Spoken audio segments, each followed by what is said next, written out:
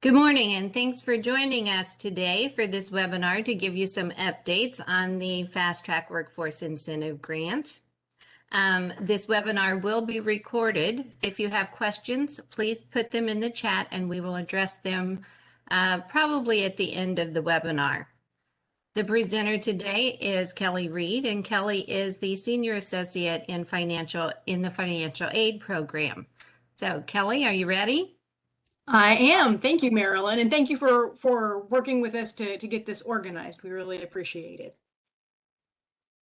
So as Marilyn indicated, today we're going to be talking about the Fast Track Workforce Incentive Grant, specifically enrollment status reporting for the grant. As she indicated, we will be answering questions through the chat. We'll probably pause throughout the presentation to answer questions, but there should also be plenty of time at the end. And the link to this recorded webinar is going to be posted online and sent out via email, so the information will be available after today as well. The agenda for today is to look at the process overview in general, also give a general overview of the report itself. We'll actually go into the test environment of FAMUS and walk through the reporting process. There's some operational and promotional resources that we'll touch on at the end, and then again have time for questions. So jumping into the process overview. So why should we report enrollment statuses to begin with? We need to ensure that students are entering the employment or repayment path at the appropriate time. Since this grant can convert to a loan, it's really important that we have accurate statuses and status dates to make sure that the students they don't enter repayment too soon or too early, and that we get them working when they need to be working. The report will be available about 3 times a year. That's what we're starting out with initially. Now we're learning as we're going, so there may be changes to that. We may end up finding that we need to report either more frequently. I don't think we can report less frequently. The system is set up for 3 times a year. But the reporting periods will essentially follow the summer, fall, spring terms. So the first reporting period typically will be June to August. The second reporting period typically September to mid-January, and the third from mid-January to May. Now, initially, we're playing catch up. So if you hear us talking about catch up, we're not talking about Hunts or Hines. We're talking about getting everything brought up to speed, since students have probably been entering different enrollment statuses already. We just didn't have the functionality in place to monitor them. We need to catch up and make sure that we have everyone in the right status from this point forward. So right now, the current reporting period is actually September of 2020 to April 1st of 2021, this coming April 1st. So we're in the second reporting period technically for this year. Also with the reporting periods, the dates are not going to be back-to-back dates. There will be some time in between the reporting periods, not much, but there are processes that need to run, and we need to make sure that those processes do run, that they run successfully, so that students can move from one reporting period to another as they should. So who you will see on the report is students who have their first payment within the reporting period. That's going to typically be who you will see. Again, this first reporting period is going to include anyone that was paid from the program's inception through the April 1st end of the reporting period to catch up. You will also see students who have rolled over from previous reports. So for example, if in this reporting period, you say that a student is enrolled at least half-time in a fast track program, they will appear on your next report so that we can continue to see, are they still enrolled at least half-time? Did they drop below half-time? Did they graduate? what did they do? So we need to move the students through the process and monitor them throughout their program. Now, there may be some students, since there are gaps between reporting periods, that receive their first payment within that gap. Obviously, it's too late for them to appear on the current reporting period, so they will appear on the next report. We just want to make sure that we don't lose track of those students. Students will also transfer from school to school, and we want to make sure that they're appearing on the right school's report. So after the transfer occurs, they will no longer appear on their original school's report. They will be moved to the report of their transfer school. However, the original school will still be able to see the history information. They can access prior reports and still see that student on any of the reports that were available before the student transferred. And the students notify us of the transfer either by completing another fast track application for their new school, if they're eligible to continue receiving the grant, or if their eligibility has expired, or they've been reported as graduated with an associate's degree or a lower credential, and they decide to re-enroll, they can tell us that they have where they have re-enrolled through the student portal. So we talked a little bit about students rolling over, and those students will be students that were reported as enrolled at least half time in a fast track program.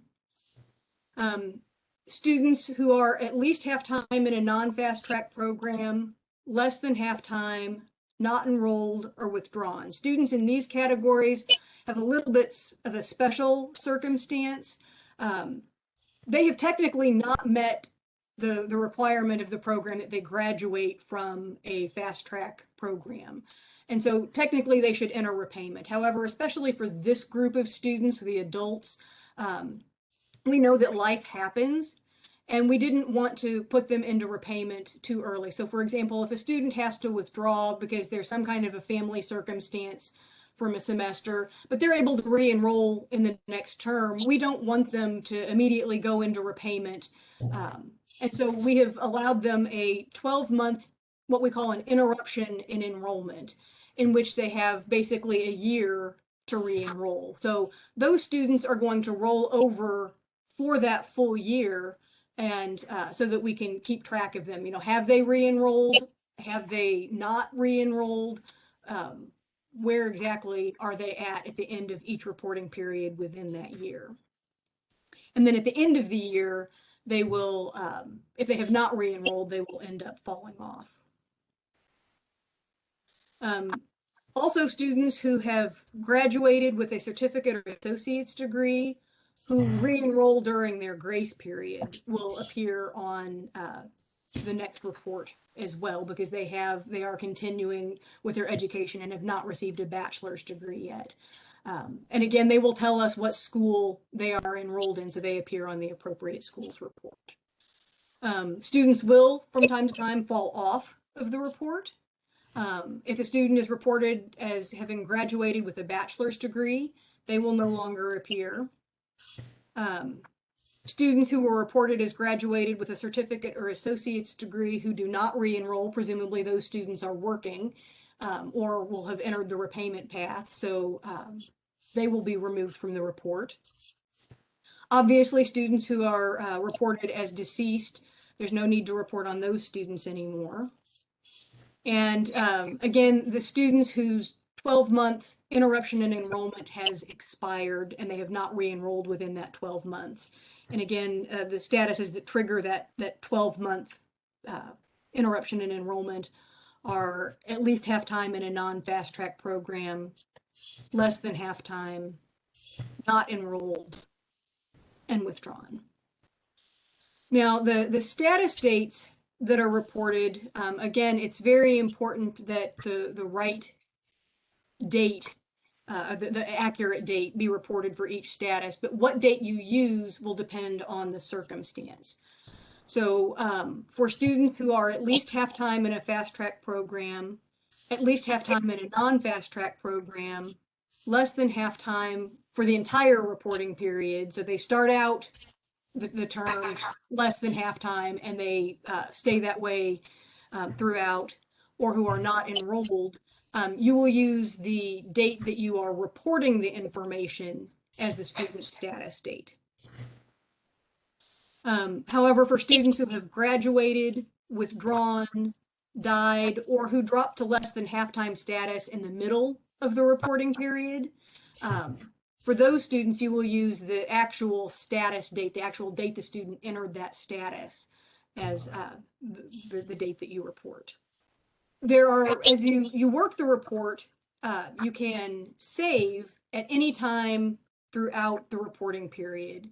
And you can make changes as you need to up until the report is finalized. There is an important caveat with that, however, that students are immediately notified of the status you have reported and the date associated with that status every time you click that save button. And so I would just caution you to if you're going to save early in the payment period, make absolutely sure that that is the student's status and the appropriate date, and that the student, may not change statuses before the end of the reporting period, just so that students don't get confused with a lot of changes throughout. If it were up to me, I would probably wait until the end of the reporting period, or very close to the end, once the student's enrollment has kind of settled down and you are 100% sure that that is the student's final status to save that information. Now, even if you save the information before the end of the reporting period, you still have to go in within the last week of the reporting period and finalize. So the finalize process is the last review to say, yes, this is absolutely the student's correct status and correct status date. You can only finalize within the last week of the reporting period, but it does need to be done by the end of the reporting period. And once that report is finalized, you can't make any more changes. The save button will be disabled. However, that report will still be available for you to view, and you can also export it to Excel if you need to go back and see what you have done. So that is a high-level overview of the process. Are there any questions about any of the information we've covered so far? There are no questions in the chat right now. Okay. If you think of anything as we go through, again, don't hesitate to put them in, and what we don't cover throughout, we can cover at the end. So go ahead. I'm sorry, I thought someone started to say something. Looking at the report itself, in order to generate the report, there are certain parameters that you're going to have to select. The academic year will automatically default to the current academic year, so you probably won't have to change that unless you want to run a report for a previous period. The reporting period is one that you will select from our predetermined reporting periods. Again, there will typically be 3 for you to choose from. Again, the prior periods are going to be view only. You will only be able to make updates to the current reporting period. Now, the finalize field, it looks like it's a selectable drop down, but it's not. There are still some things that we need to smooth out. We're trying to get what we call a bare bones process in place, and we know that there are tweaks that need to be made. This is one of them where that field is actually going to be system populated, and once it will be no up until the point where you click the finalize button, and then yes will display in that field. And then you'll also have the ability to filter the list if you have a long list and you know that for example, and this is a terrible example, I apologize, but let's say it's the easiest one. Let's say that you know a student has died and their status is not going to change between now and the end of the reporting period. So you want to go ahead and report that status. You could filter for that particular student, enter in the status and the date, and save that information. And then the next time you access the report, you can have the full report again. Now, the on-screen text tells you enter full or partial SSN or name and press the search button. And those are the instructions for how to filter. It's really, really important though to know that even if you don't filter, you still have to click the search button in order to generate the full report. So in order to generate the report either full or filtered, you have to click that search button. When you do click the search button, you'll see a table basically that's the report that has the social, the last name, and the first name of the students. There's also the drop-down enrollment status field where you'll select from one of these 7 statuses. If you select graduated from program, the degree type field will be enabled, and you will select from one of the 6 degree or certificate types, so that we know exactly what the student, what credential the student ended up with. And then of course you would enter the status date. Now, the enrollment periods, enrollment reporting is not going to be something that is on the top of your list for the entire reporting period, and it's going to be probably very easy to forget even that it's something that needs to be done. So we wanted to help you along with that and provide reminders. So there's a 14-day reminder, so 2 weeks basically before the end of the reporting period. When you log into Famous, on your home screen, you will see the message here that's in red that essentially says that the current reporting period is coming to a close, and then there's a link to the enrollment status report. So that it reminds you, hey, I need to start looking at this information if I haven't already before. And then 7 days or a week basically before the end of the reporting period, the message changes a little bit. It still tells you that it's coming to a close, excuse me, but it reminds you that you need to finalize the enrollment statuses by the end of the reporting period. And again, the end date is there so you know what that deadline is. Also, a week before the end of the reporting period, if you look at the report parameters, you'll see that a finalized date field is going to be added as well. And that date will also be system populated once you click the finalize button. And you'll see that there is now a finalize button available. For the majority of the reporting period, the only buttons that are available will be save and export to Excel. But then 1 week before, you can actually finalize the report.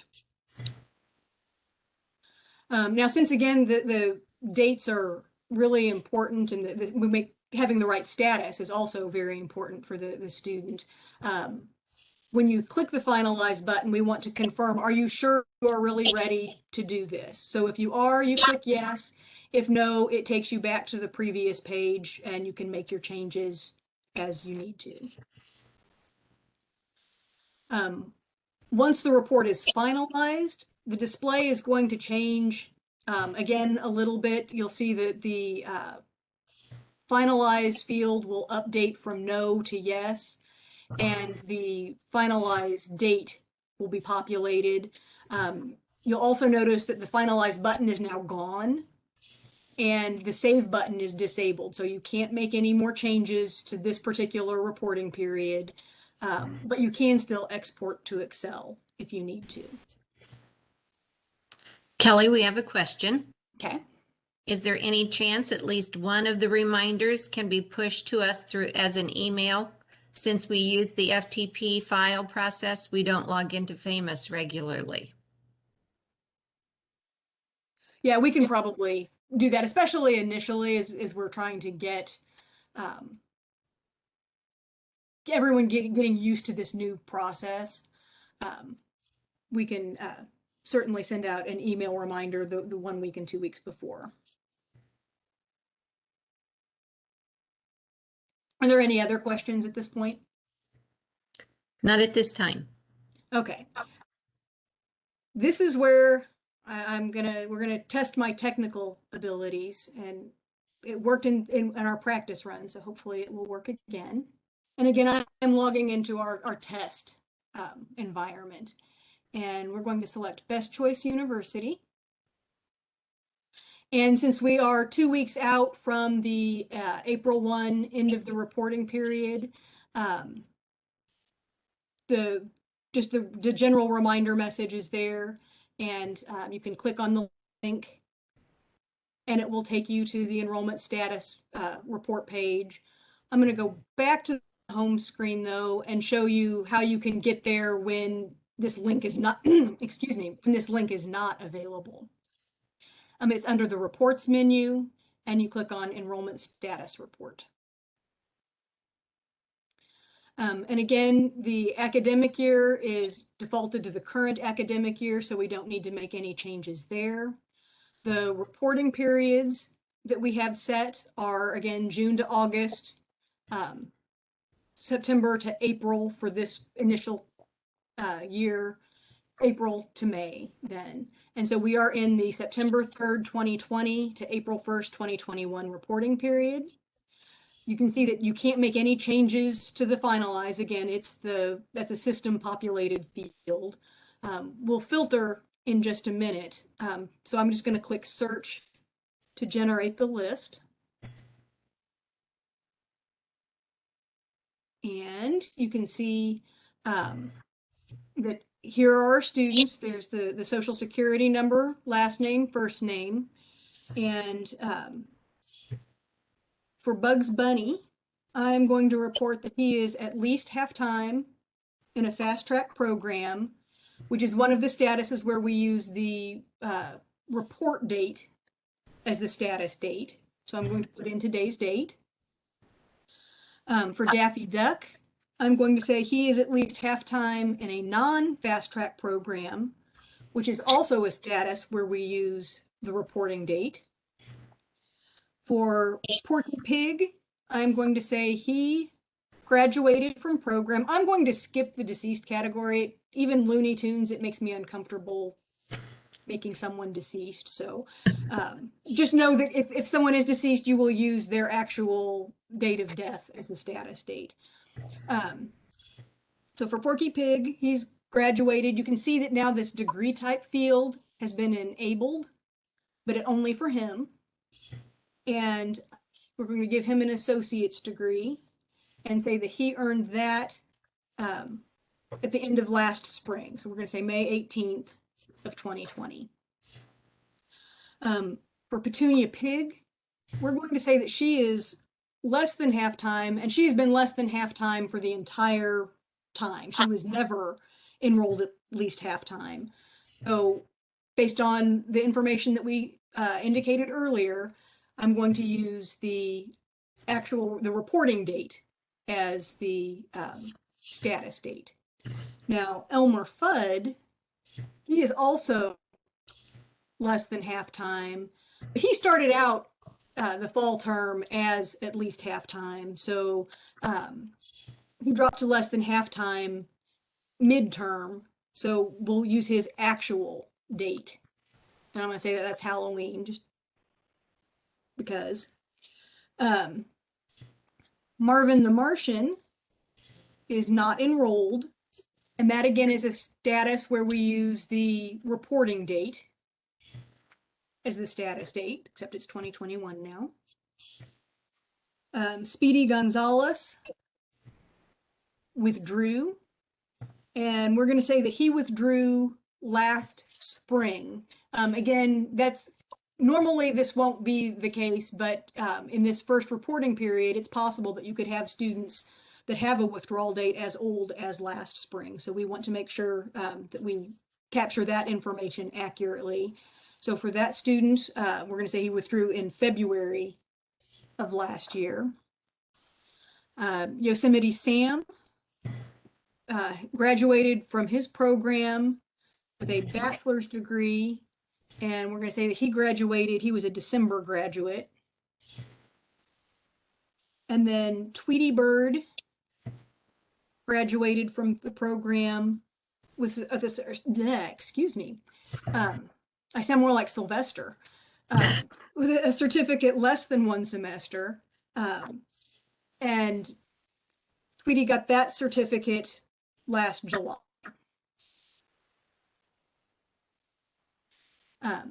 Now, as soon as I hit save, if these students don't actually have portal accounts because they're test, but if they did, they would see the status that we reported for them as well as this date in the portal, and then it would tell them whether they needed to, if they need to re-enroll by a certain date, or they will enter the employment path or the repayment path.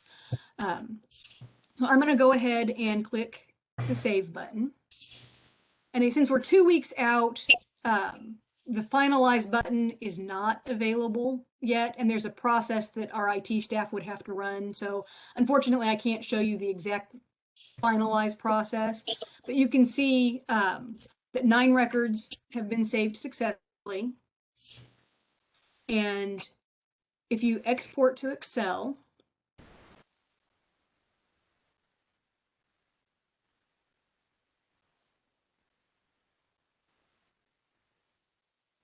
and can you see the Excel report now? Yes. You can see that it tells you what academic year you ran it for, the reporting period, the date that you ran it for, as well as the information that you reported for each student. So before I go back to the presentation, are there any questions about reporting in FAMUS? Well, we have a couple questions in the chat. First, can you clarify the difference between withdrawn and not enrolled? Well, a student who withdrew, they have an official withdrawal date as opposed to a student who never showed up and didn't enroll. Leroy, is there anything else I need to clarify there? No, I don't think so. Again, the distinction is a subtle one, but we'd hope that that would be a difference, that you have an actual withdrawal date, whereas with someone that's not enrolled, you might not. Okay, and next, how do we report for a student that graduated from a certificate program but is continuing on in a higher level program? For example, PN certificate to ADN. So that student you will report them as graduated with a certificate, and then so they will see in the portal that you have reported that they have graduated with a certificate. They have to tell us that they are continuing, either by completing a new fast track application or by telling us that they are re-enrolling in the school they are re-enrolling in for the higher level certificate. And then they will reappear on your report, and you will report the appropriate status for them based on that next credential. Okay, and then the next question, do we need to do anything in the load fast track enrollment verification section below the enrollment reporting? And again, this is our test environment. That functionality is not actually available yet. It's a placeholder for functionality that is coming. The idea is that if you have a large list, that you would be, instead of having to go in and individually click on the students, that you will be able to upload a file with the enrollment information. That is not available yet, but it will be at some point. So the answer is, for now, you don't need to do anything with it because you won't even see it in production. Okay, thanks. And then there's a follow-up question on the withdrawal versus not enrolled question. For the not enrolled, how will you know when their enrollment ended if we don't report the date of the last day of the term they were last enrolled? Well, if you report them as not enrolled, their 12-month interruption in enrollment is going to be based on the last payment period in which they received a fast track disbursement. We just covered a lot of information in a short amount of time, and so we do have resources available so that you can look up information as you need to. All of the fast track resources are available on the Information for Educational Partners page of our website. We do have an enrollment status reporting guide, which was sent out with the e-distribution message announcing that this report was available. So that's out there. The certification manual is out there. The certification template and layout are also available. If you're an independent institution, there's an award calculator that you can use to make sure that the award does not exceed the fast track cap. The list of approved programs for each institution is available, as is a program overview, and all of our past webinar recordings are there. And this is where this webinar recording will be available once it is posted. What I forgot to include on this slide is the loan counseling materials are also available on this educational partners page. We also have some promotional resources that are available. There's ready to share social media posts, downloadable materials, anything that you want to use from the toolkit, you are more than welcome to use to promote the program. And the link where that information is provided. And that's all I have for this morning. If you have questions about Fast Track, if it's related to program operations, Connie Bestian, Amy Holler, or I, any one of us are happy to help. Our contact information is there. Students who have inquiries are still encouraged to use the online comment form, which goes to Marilyn. So she helps us out answering those questions, and we are very, very grateful for that assistance. So are there any last questions that people have thought of as we wrap up? There are not currently any new questions in the chat. If you have any, could you go ahead and enter them now? Okay, so no new questions. Well, I guess this concludes our webinar for the day. Like we said, it will be recorded and it will be available for you to view again. Oh, wait, let's see. One says, I missed the beginning of this presentation. Is this a task you are wanting us to complete now or by a deadline? The current enrollment reporting period expires April 1st. And so the task will need to be done no later than April 1st. You won't be able to finalize the report until the week before that payment period ends. So I believe that the finalize button will become available next Thursday or Friday, I believe. And you'll need to make sure that it is done by that point. Okay, and there is a question, will this PowerPoint be made available to us? So yes, I think the PowerPoint can be made available on our webpage for Fast Track along with the webinar. Is there anything else?